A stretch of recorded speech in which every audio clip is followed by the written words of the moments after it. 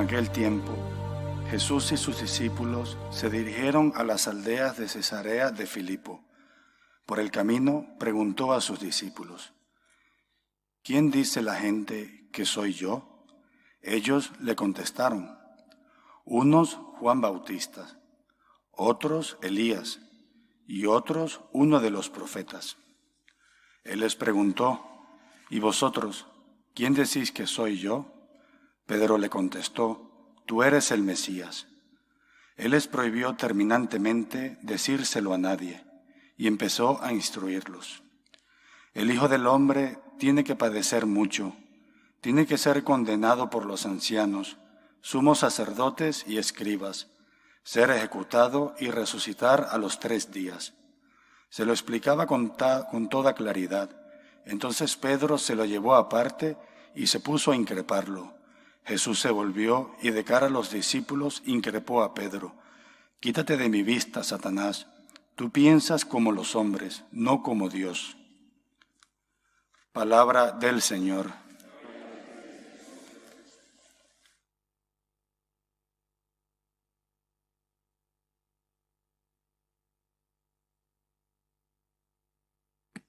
¿Podemos conocer quién es Jesús? Sí. Plenamente, también. Las personas que tengan en su interior el deseo de conocer a Cristo, ese deseo puesto por Dios, ¿pueden conocer a Jesús plenamente? Sí. La pregunta es ¿cómo? Y esta es la pregunta decisiva.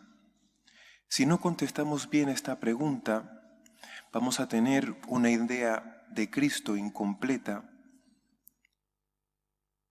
e incluso desfigurada, con elementos verdaderos, pero desfigurada. Y esto no es bueno.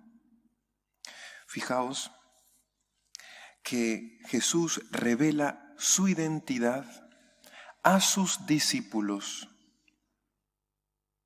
Y es entre sus discípulos donde surge la respuesta a la pregunta de Jesús. Jesús pregunta: ¿quién dice la gente que soy yo? Y es uno de sus discípulos, el apóstol Pedro, quien, movido por Dios, responde a la pregunta: tú eres el Mesías. No podemos conocer a Jesús plenamente al margen de la comunidad de los discípulos de Jesús, al margen de Pedro y los sucesores de Pedro. Esta es una enseñanza importantísima. No podemos conocer a Cristo plenamente al margen de la Iglesia, al margen de la comunión con Pedro, los sucesores de Pedro, los papas y los obispos en comunión con Pedro y sus sucesores. No podemos decir Cristo sí, Iglesia no. Jesús manifiesta su identidad a sus discípulos y es en el contexto de la comunidad donde nosotros podemos conocer plenamente quién es Jesús. Fijaos que Jesús dice: ¿quién dice la gente? Podemos hablar de 3 grupos. Cuando uno lee el Evangelio y se da cuenta quiénes buscan a Jesús, vemos la gente, los discípulos y dentro de los discípulos los apóstoles, el círculo más cercano a Jesús. La gente, aquellas personas que no pertenecen a esa comunidad de discípulos. ¿Qué dice la gente? Aquellos que no están conmigo, que no conviven conmigo día y noche como lo estáis haciendo vosotros. La gente, ¿qué dice la gente? ¿Quién soy yo? Y la gente tiene una idea más o menos acertada de quién es Jesús, porque realmente Jesús, el Hijo de Dios, predica con el espíritu de Elías.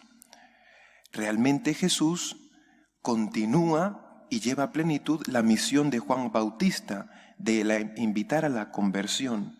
Pero Jesús es mucho más que eso. Jesús es el Hijo de Dios, el Mesías de Dios. Esto es muy importante, porque nos encontramos hoy en día con muchas personas, no las juzgo, pero que parece ser que tienen como la ciencia infusa, saben quién es Dios, quién es Jesucristo, todo acerca de Dios, de su plan de salvación al margen de la Iglesia e incluso al margen de la Sagrada Escritura. Es como que implícitamente la gente, estas personas nos dijeran: yo soy la verdad, lo único que tengo que hacer es descubrirla. Yo soy la verdad está dentro de mí y yo tengo que sacarla a flote.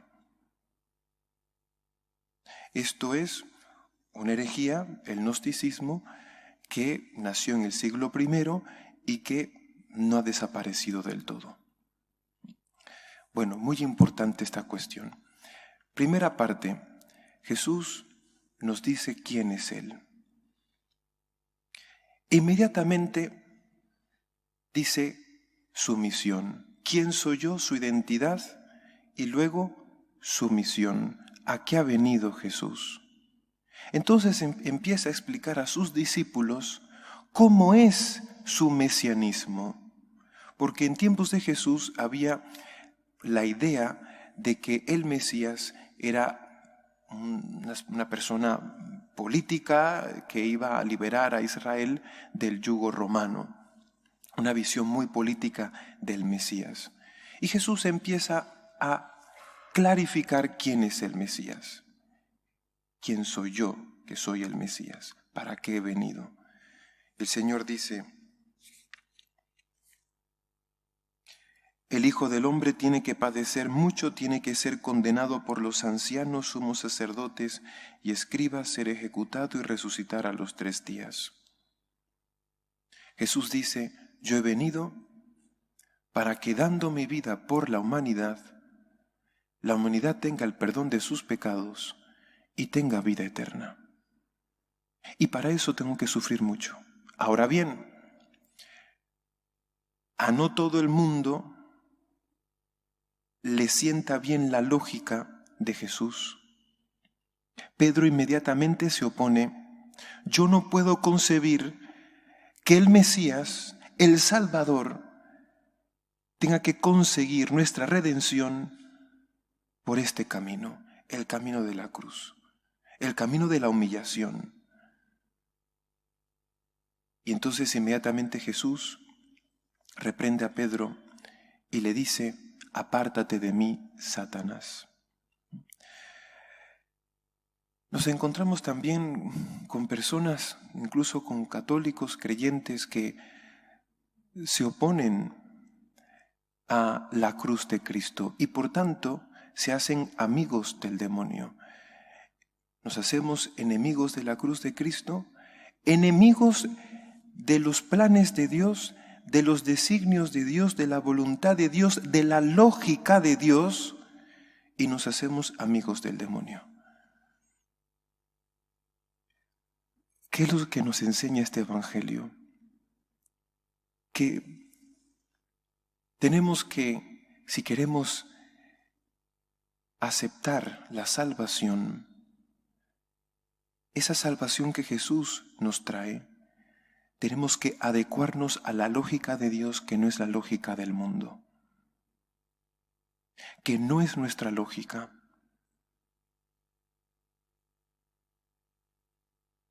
Y no hay otro camino, no hay otro camino, el de la salvación, que aceptar la cruz, el camino que el Señor nos ha mostrado. Este es el Mesías que nos trae la salvación.